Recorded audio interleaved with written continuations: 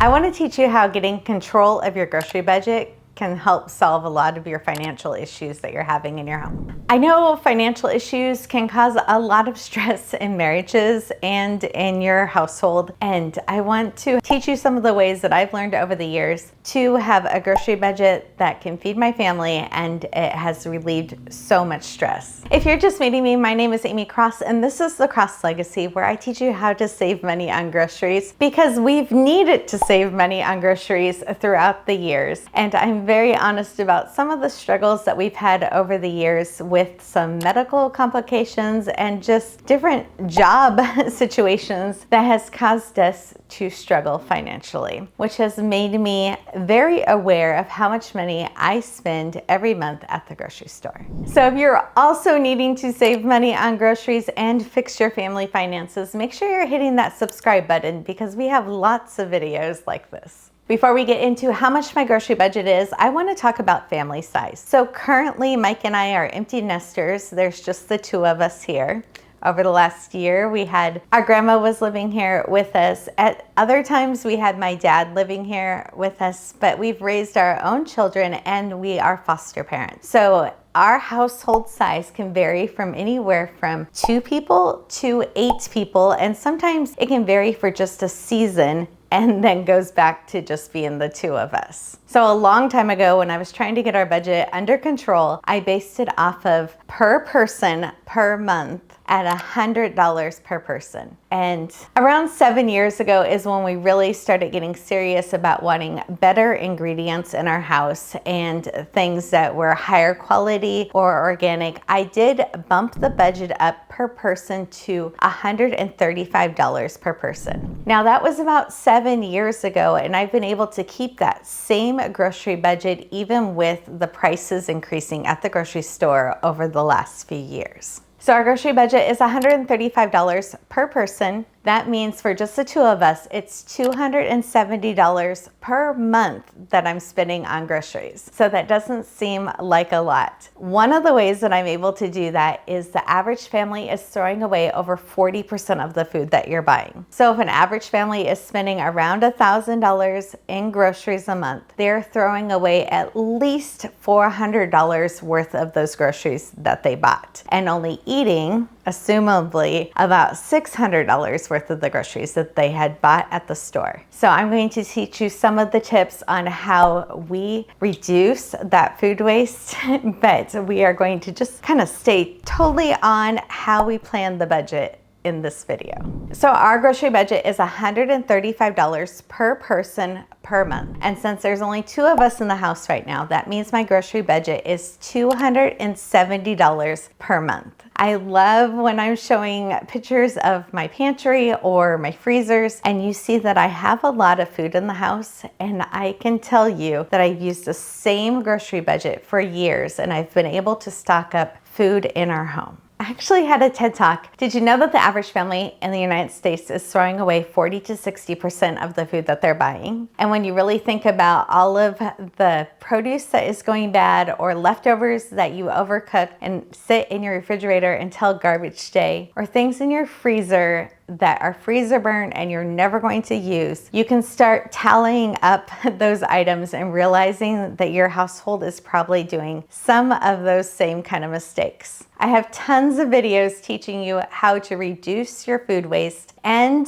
our brand new Zero Waste Produce Guide book that is available in the description. For this video, we're going to talk about what you're buying at the grocery store. So let's just use the 40% as an example. An average family in the United States is spending around $1,000 a month on groceries, and that doesn't matter if they're a family of 2 or 3 or a family of 5, which is very interesting that sometimes the smaller size families are spending more than a larger size family on groceries. But if you think about that 40% and $1,000, if you're throwing away $400 worth of the groceries that you're buying, you're only using using the $600 that you didn't throw away. So that is like one of the ways that we are able to keep our grocery budget so low is we have zero food waste in our house. Okay, let's talk about that budget for a little bit and how it actually gets to where I can spend it at the store. So a long time ago, we did like the Financial Peace University and did the envelope system, but I found that I'd be sneaking $5 out of one budget to fill in another budget or moving money around. And when I needed the grocery budget, it wasn't always there. Also, going through some financial difficulties over the years made us realize how important and how much better that weight on my shoulders was when we had the food in our house that we needed for our family. So now, instead of ever stressing whether or not we have money for groceries, my husband, on payday, he divides our grocery budget up and he puts it into its own debit account for me. So I have one card that I use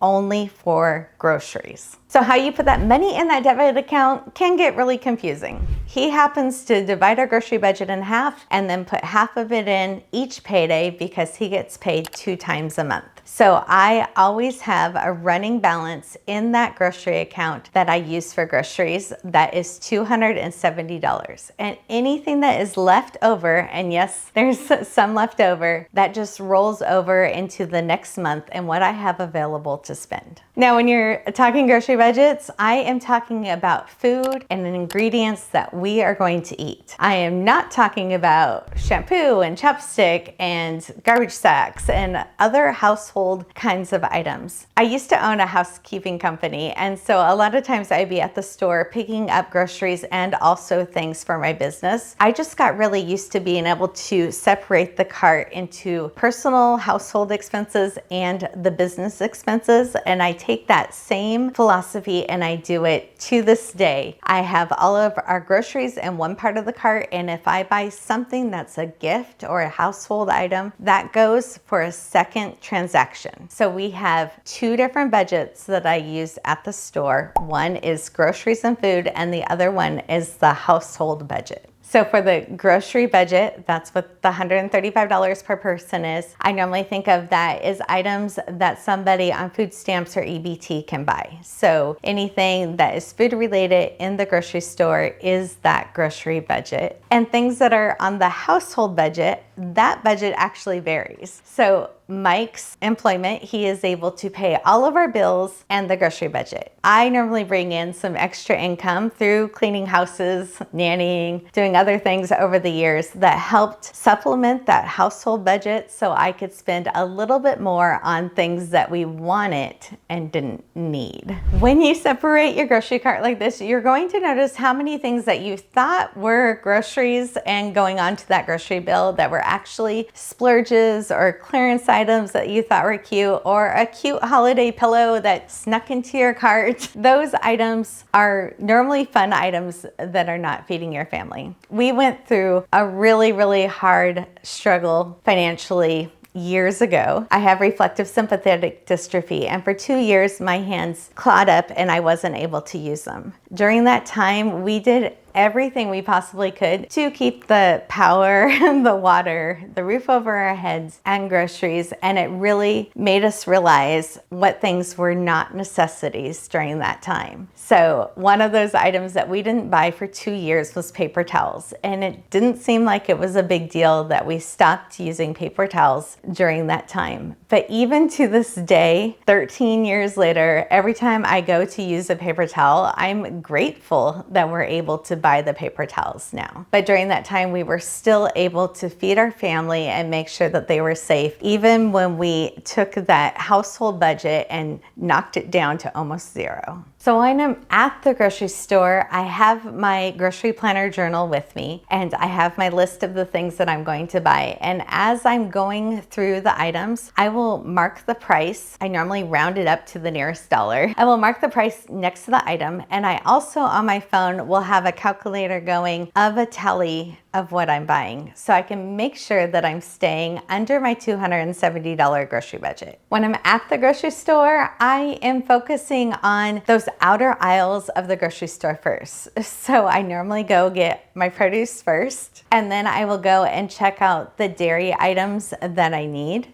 and then go and check out any meat sales. Now we do purchase our beef once every 18 months to 2 years, and I'll talk about that in a few seconds here. But I will check out any sales in the meat section, and then I'm looking at my list for any pantry items that we need. And then if I still have money left over in the budget is when I will go back in the grocery store and I will check for sales. So I don't look for the sales items necessarily when I first get into the store. I make sure that we have the staple items that we need, and then if there's any extra in my grocery budget, then I'm adding to it. So sometimes we are looking for things that are on sale that I can like buy one for now and two for later, but we still want to stay in the grocery budget. So when we first started putting this money into a grocery account, we had a grocery savings account along with it. We've kind of over the years used the savings account for something else now, and I just keep all of the money in my grocery budget and I just don't go over budget. But we do have rollover amount that's in my grocery budget, or the savings that's in my grocery budget that I'm using for our purchase of beef that we buy every 18 months to 2 years. So when it's just the two of us here, we can push it out to almost 2 years before we need to buy beef again. But that beef order still comes out of our grocery budget. Being able to have some of the extra money in there also, I'm able to buy things when they're on sale and I know that they're a good deal, or especially things that are in season. And learning about some of those seasonal items that go on sale, it's a good time to subscribe to our newsletter. The link will be in the description because we send out reminders when it's time to stock up on condiments. Like right before a holiday weekend is a great time to get your barbecue sauce for the entire year. Or like in the fall is when you can get the glass bottles of maple syrup instead of in the plastic bottles that are sold the rest of the year. I love being able to know that if I'm low on spices during the holiday season, it's the time to get them at the lowest price that they'll be all year long. So one of the other things that I do to keep the grocery budget in check is make sure I'm not too hungry when I go grocery shopping. And also I get something for dinner that's super easy, because when I get home, I want to be able to wash my produce and prep it and put it away. So instead of spending that time making dinner, then I'm prepping the produce and getting it put away in the refrigerator so it will last for a week. Normally, if I'm going to grocery shopping and I'm hitting Costco, I'm getting a rotisserie chicken because that is the easiest thing to have for dinner. My family always snacks on some of the produce items that are laying out on the counter washing, so it's just the easiest dinner to do. So the grocery budget doesn't get used in the takeout. It doesn't get used for a coffee stop. It doesn't get used for date nights. Grocery budgets are for groceries. It's for stocking your pantry. It's for making sure that you have the items that you need at your house to make the meals for your family to keep them nourished. We do, when we have the budget, try to categorize in our household budget our two different types of eating out. We have a too lazy to cook budget, and we have a special like date night or family memories kind of budget. So when we sit down for the month and decide what our goals are is when we put money into those categories. And I will be very honest, for our 20th wedding anniversary, we had $20 to spend, and we ended up getting milkshakes and watching the sunset, and it was one of my favorite anniversaries we've ever had. So when you're thinking about your budget, you don't have to stress about it being a really low budget. Just make sure that you're using your money wisely. I just want to say that we live in the Seattle area, which has one of the highest grocery costs in the country. And I'm able to go grocery shopping for $135 per person per month. But that doesn't mean that my grocery budget has to be your grocery budget. I just encourage you to use these skills to figure out what the best grocery budget is for your family and what you can afford. Make sure that you're checking the description for all of the other content that we are putting together, especially for helping you with your grocery budget. And if this is the first video that you've ever watched, make sure that you go watch the washing strawberries video next.